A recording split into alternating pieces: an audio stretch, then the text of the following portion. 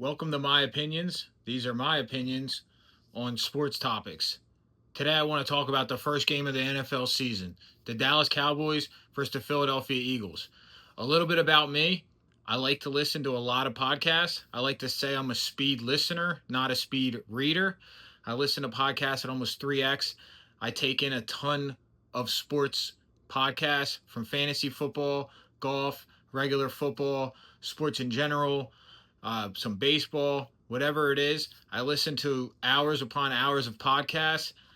I listen to everything from Fantasy Football Today to ESPN's podcast to Scott Van Pelt, Pardon My Take, to different about the athletics, Yahoo Sports, CBS Sports. I listen to a lot of podcasts, so I have a few things I just wanted to say about everybody that has been talking about last night's game. I would first like to start where the game started, with obviously Jalen Carter getting ejected, rightfully so, but that absolutely changed the game. I will say the Cowboys played an excellent game. They just were not on the same level as the Eagles, and it showed. The Eagles gave them every opportunity to win that game, starting with having Jalen Carter take an exit, which really changed the entire game.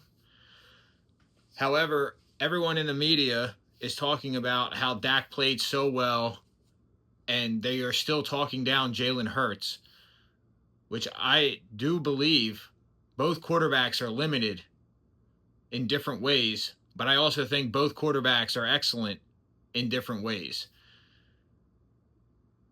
The best thing about Jalen Hurts is his ability to get 1 yard, which, believe me, is extremely important in football.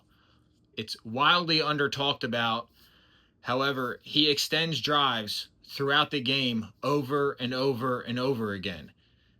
I'm sure Josh Allen would have loved to have been able to get 1 yard against the Chiefs about 3 or 4 times last year in January, which he was unable to do. I also believe that Jalen Hurts is able to get that yard, and it completely changes the entire scheme of how the Eagles play.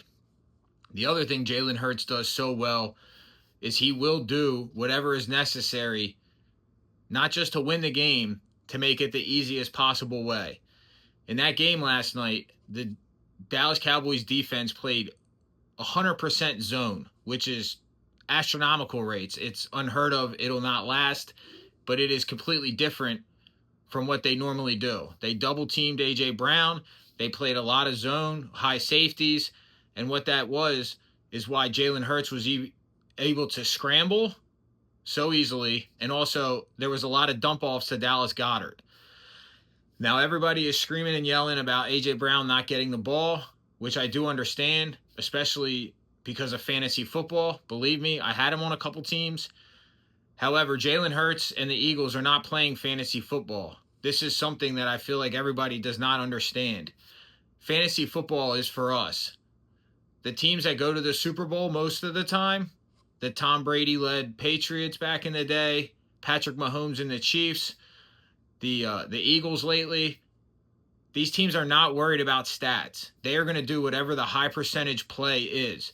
And just like the Chiefs, a lot of the Chiefs now, they like to blanket over the top. So Patrick Mahomes for years now has just been dumping off and running and playing. They've been playing good defense. And if that's what it takes to win, that's what they're going to do to win. It doesn't mean Patrick Mahomes can't throw the ball over. Jalen Hurts has proved many times, like in the Super Bowl, when they decided to stop the run and completely overload the box, he can throw the ball. But what he's going to do is the easiest point of resistance. And last night, that was dump offs to Dallas Goedert, scrambling, and while Lander Dickinson was still healthy, it was running the football. That game changed right from the gate on the penalties with Jalen Carter being ejected, rightfully so. What he did was uncalled for. But Jalen Carter was very missed in that game. There were two plays in particular where Davis got through and he was not able to sack Dak Prescott. And Dak Prescott broke away from one of them. I believe if that was Jalen Carter, it would be a different story. I also believe the Cowboys smartly were running up the middle of the field. They were handing the ball up off the middle and running right at where Jalen Carter should have been, which he wasn't due to his own faults, but that was a big part of the game. The Cowboys had every opportunity to win that game and probably should have. And that's what I feel like so demoralizing for them. Not only did they have Jalen Carter missing, they figured out that obviously the Eagles defense, their second cornerback Jackson was a problem out there, and they attacked him very smartly. They attacked him over and over again. And while the beginning of the games it was scoring, it was back and forth, the Eagles kept putting up touchdowns. The Cowboys had 4 possessions in the first half, 2 touchdowns, 2 field goals. The Eagles had 3 possessions, 3 touchdowns. That's a huge difference. I know it doesn't sound like much, but those are big differences. And then the second half came out. The Eagles figured out a little bit on defense. They started to look better. They still played sloppy. They gave a lot of penalties away. And everyone is talking about the 4 drop passes by CeeDee Lamb, which I agree. CeeDee Lamb is CeeDee Lamb. He shouldn't be dropping those balls. However, some of those were good defensive plays. A couple of them were just bad drops. But that's the reality of football. That stuff happens. But Dak was also not very careful with the football. There were 4 plays at minimum that could have been interceptions. 2 of them were actually drops from CeeDee Lamb. The other one was he was getting pressured and he overthrew the one receiver and it went right to Quinwan Mitchell, who I almost feel like was blanketing over top of the receiver and was surprised it was that poor of a throw. It was right in his hands and he dropped it. And then the other one was late in the game when Dak was also being pressured and he threw a moon ball up to the backup tight end, and 2 Eagles defenders were going for the ball and collided into themselves to break the pass up. Both of those balls should have been intercepted if you're going to say all those other balls should have been caught by CeeDee Lamb. You can't only look at the drops from one guy, and I understand the 2 deflected balls, if they were caught, they weren't intercepted. But those 2 passes were not good passes by Dak, and that is another difference that is from Jalen Hurts. Jalen Hurts, yes, everyone says they should have just thrown to A.J. Brown and gave him some 50-50 balls. Jalen Hurts is not going to challenge anything unless he absolutely has to. There were no balls that Jalen Hurts threw last night that looked anything close to those 4 balls that Dak Prescott threw. Dak Prescott also kept trying to throw the deep seam route, and it was being broken up, and it was being broken up many times. The one, yes, Ferguson got a roughing the catcher call on, which the refereeing was fine. The Eagles committed all those fouls. Now, there were definitely some fouls that were committed by the Cowboys that were not called. The late hit on Jalen Hurts, and you say, oh, it wasn't that bad of a hit. But we also saw Jalen Hunt get a taunting penalty for a play that we have seen done a million times in the NFL. A sack, gets up and flex. He wasn't even over top of the guy. He was 3 yards away from him, or even if he was. We've seen a guy get up and flex many, many times. So if you're going to call by the letter of the law, you need to call it both ways. And then also on the offense, there was a late hit on Jalen Hurts as well. He was being tackled after a throw, which somebody says, oh, we've seen that a million times too. But they were calling that game very tight in the Cowboys' favor. And also there were about 3 missed holding calls. The defender had the guy's arm locked around his neck, which is the sign they're looking for, and they never called any of those offensive holding against the Cowboys. I'm not going to say the Cowboys won or lost because of the penalties.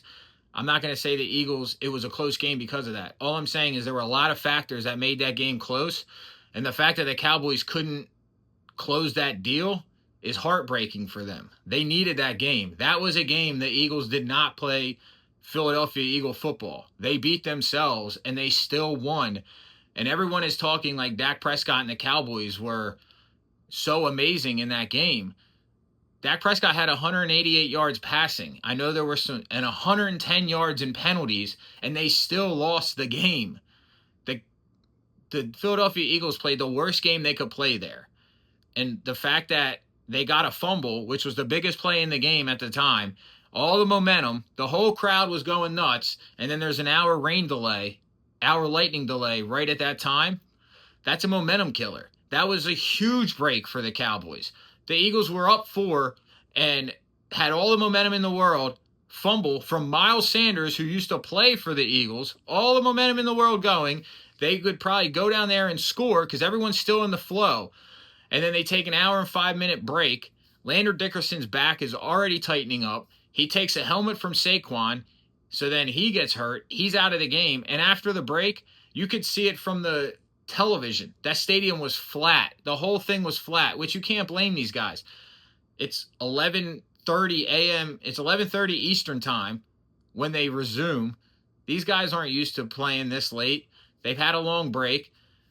They came out very flat, and after that, it was just a battle of defense and poorly executed runs. And I will say, I would have loved to see the Eagles throw more in that situation. But the Cowboys were playing the zone, high safety, doubling A.J. Brown, and they were just giving them the run. And then without Lander Dickerson and that line not looking like it was, they were getting stuffed. However, they still won the game. They still kept going. They still made all the right decisions. And everybody loves to hate on Jalen Hurts. But there is value on playing smart football. There is value on playing smart football, not turning the ball over, and he converts on big downs. I know everybody said Dak Prescott looks so great. He had no big conversions. They had three drives in the fourth quarter that they were down 4, and they didn't get any of them. They were 2 punts and a turnover on downs. And then when the Eagles needed to finish the game, they finished the game. They threw a ball to A.J. Brown. He had 2 yards left. And guess what? Jalen Hurts scrambled for a first down to end the game. Like, it was not that hard. And if they needed to do something different, they would have.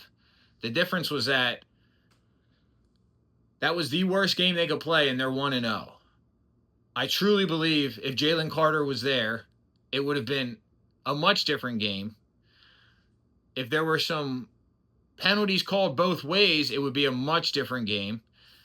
If CeeDee Lamb, if you were saying no drops, then it would have been a drastically different game, because not only would the Cowboys have caught some balls, the Eagles would have had about at least 3 turnovers instead of 1.